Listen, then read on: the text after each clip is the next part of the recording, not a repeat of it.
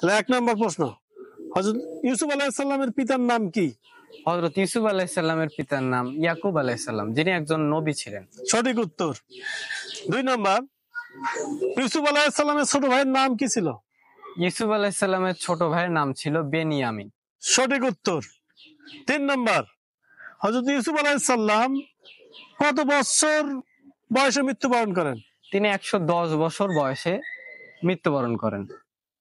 সঠিক উত্তর। 4 নম্বর প্রশ্ন, হযরত ইউসুফ আলাইহিস সালামের ভাইদের সংখ্যা ছিল কতজন?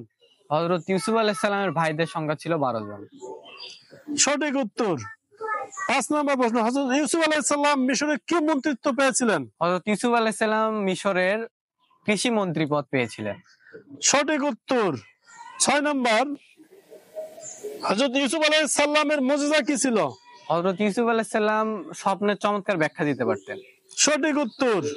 7 নম্বর, হযরত ইউসুফ আলাইহিস সালামকে তার ভাইরা কত দিরহামের মাধ্যমে বিক্রি করেন? হযরত ইউসুফ আলাইহিস সালামকে তার ভাইয়েরা 18 দিরহামের বিনিময়ে বিক্রি করেছিলেন। সঠিক উত্তর।